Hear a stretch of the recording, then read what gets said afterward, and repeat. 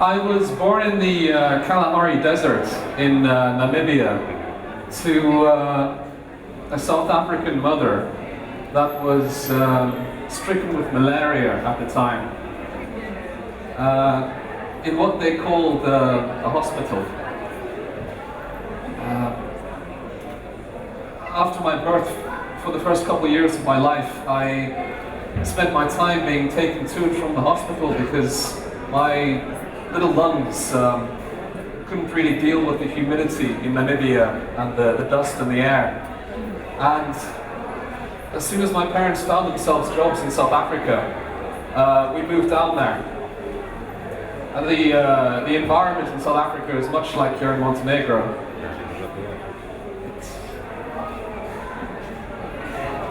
Okay. I lived on the coast of Cape Town, absolutely beautiful.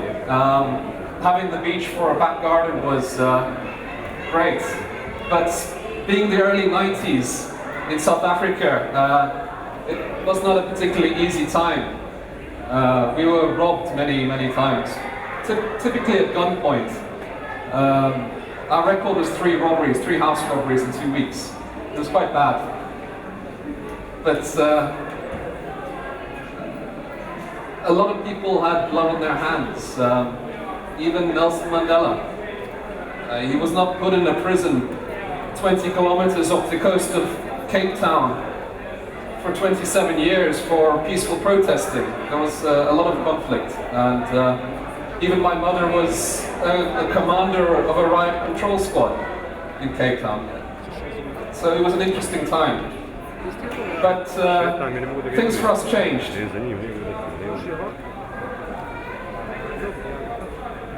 Things for us changed. My mother's father died, and we moved into the mountains of South Africa, into the Amatola region, to support her mother.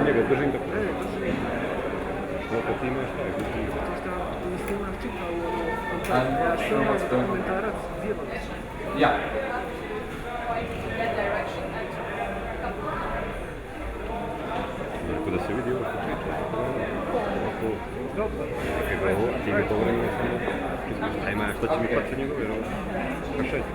So we moved into the mountains, and things were quieter there, but being the only white kid in a school of 200 black kids was character building, to say the least, immediately post-apartheid.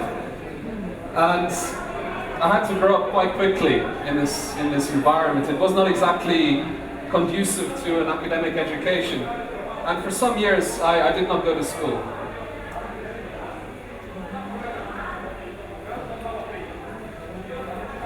The time I spent outside of school, I was lucky in that our village had a little library.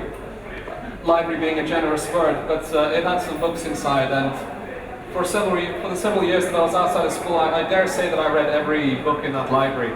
And outside of that, I roamed around the mountains as a kid with the dogs and really fell in love with nature. To be fair, living in a subtropical rainforest and not falling in love with nature would be more of an achievement, but I did. It developed me. And that is where I discovered the sky.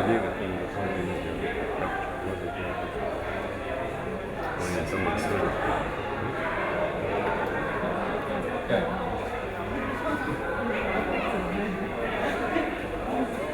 As a small kid, finding out that those little dots in the sky were actually vast nuclear furnaces at distances in kilometers greater than the number of words that have ever been spoken in the human language on this planet. And that some of that light that was blasted off those stars had traveled all of that distance just to get caught in my eye. It blew my mind as a kid.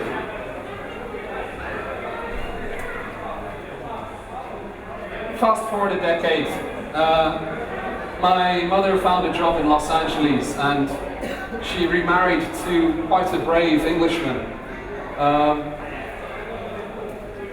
I spent my time hopping around schools in South Africa, in the United States, in Belgium and in the United Kingdom. traveling through all these countries, I came to realize that the rules by which you live your life, the rules by which you're supposed to conform to in those countries, they're not really real. And in that instability, growing up, I sort of developed a stability in myself. And starting out in Namibia, San Bushman of the Kalahari, education in the Amatola Mountains with the Xhosa tribes. I now am in the ivory tower of academia, finishing up my PhD in Aerospace Engineering. It's been quite a journey already. I now live in Bristol, a lovely city. I'd recommend going to it. Not too long ago, I was part of a crew of mostly NASA and ESA scientists and engineers and architects. And what we did was we were put into an astronauts on Mars simulation study in the high altitude desert of Utah for 2 weeks, constantly being observed, being put through psychological studies, protocol studies, selection procedure studies for astronauts. Oh, I wish I didn't have so many slides.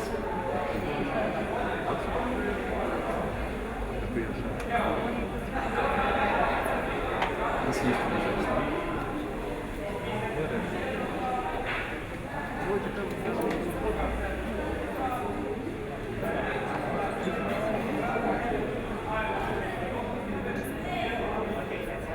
Yeah. This is the Mars Desert Research Station. It's a module where they conduct astronaut on Mars simulations, developing field tactics for astronauts on Mars. Next slide.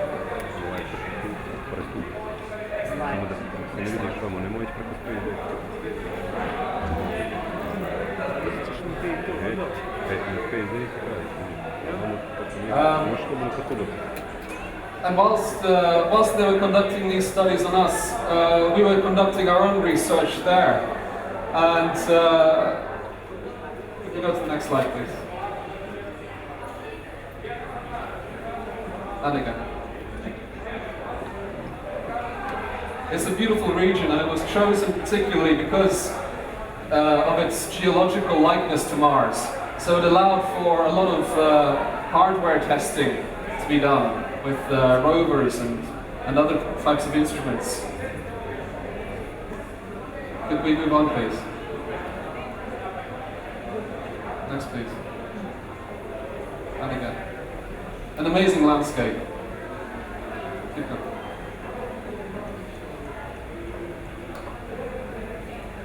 It was a very intense experience, and I, as a first-year PhD student at the time, somehow getting onto this really quite highly qualified crew, how did I do it? Well, my advice to you, whenever you're going to be faced with any real long-shot applications, as eloquently as possible, drench everything with passion.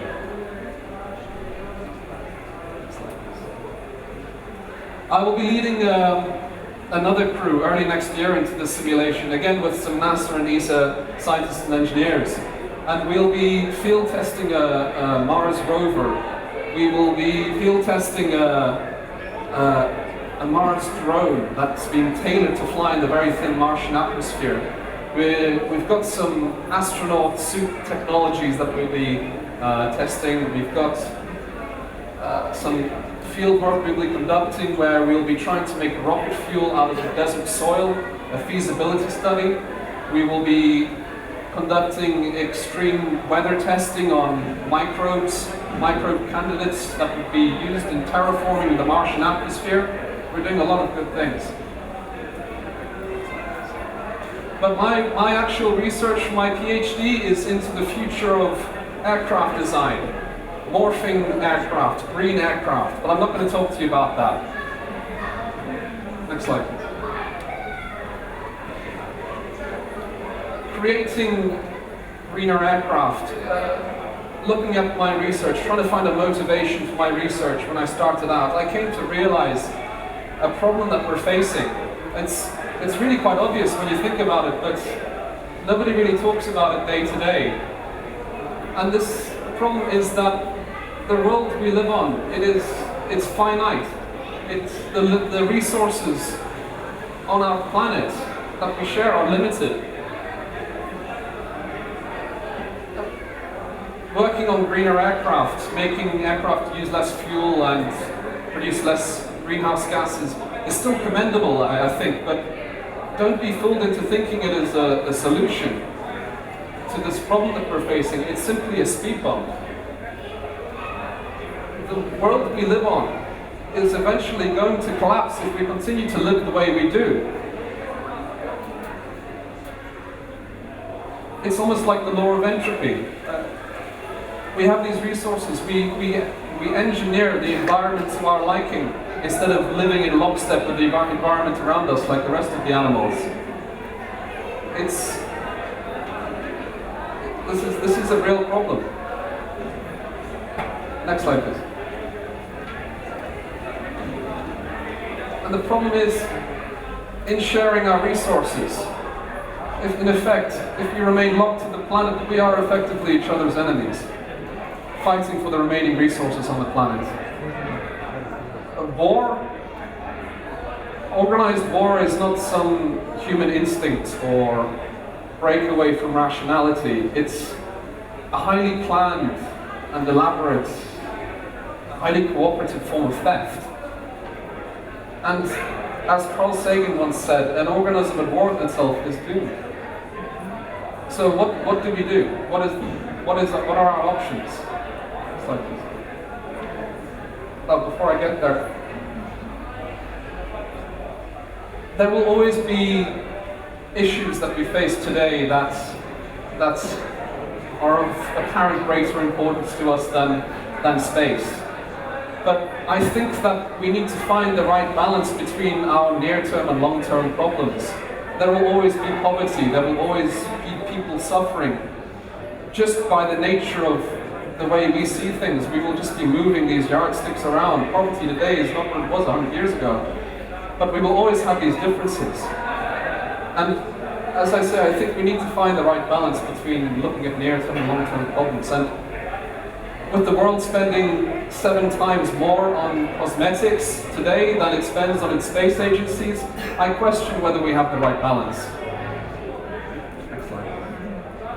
So, what am I trying to say to you? What do I think we need to do, or we need to think about quite seriously? And that is, we need to think about Mars.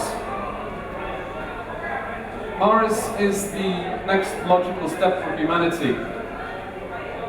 It is, compared to the moon is like Greenland was compared to America in the previous age of exploration. Don't get me wrong, the moon would be very useful for testing hardware and systems that would be used for Mars, but it simply doesn't have the resources that a technological civilization needs. Mars does. It has all of the materials, all of the irons that we use today. As a civilization, the moon is not. Next slide. And with a relatively small push from humanity, there is a very real possibility that we could change the environment on Mars to something we could actually live on. Next slide, please. You know, an unexpected consequence of the Apollo era, where the Americans were set on getting a man to the moon and back, was that at every level, from high school through to PhD, the number of students in science, in engineering, in mathematics, the number of students throughout the Apollo era doubled. And then after the Apollo era, it dipped off again. What they did inspired a generation, and to double the scientific literacy of your nation in a world that is so dependent on science and technology was a very good move for the US and turned them into what they are today. Next slide.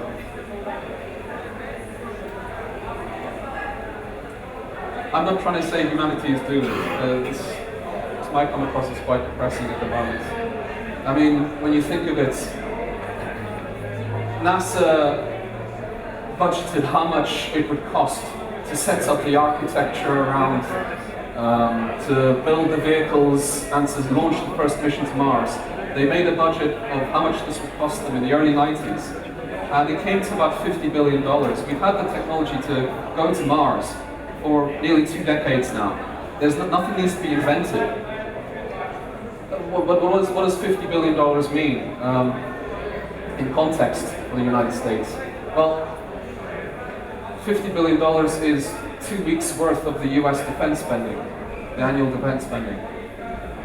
And there have been over 1,000 weeks since they put together this plan.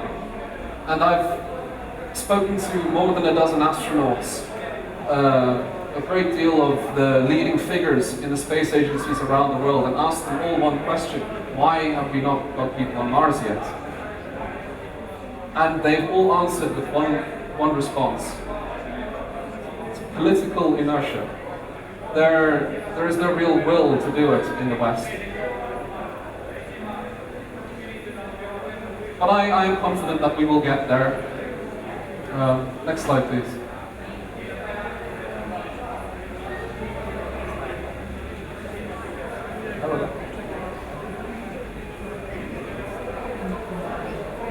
I'm not saying humanity is doomed. I do think we'll get there, because what I am actually saying is, do not assume that we will go to Mars on NASA or ESA rockets with NASA or ESA astronauts. As Jacob Bronowski once said, humanity has a right to change its colors. If America doesn't take the next step, it will be simply taken by somebody else. America has not been given any guarantees that superpowers of the past were not given, like the Assyrians or the Ottoman Empire or the Egyptians. Next slide, please. Humanity needs to go to Mars. Our time is limited. I'm confident it will happen. We must, to survive, or we must evolve back to our pre-Stone Age existence, living in lockstep with the environment like the rest of the animals. We only have 2 options. Obviously, I choose that we need to spread. But maybe it's just the red sands of the Kalahari Desert calling me home. Who knows?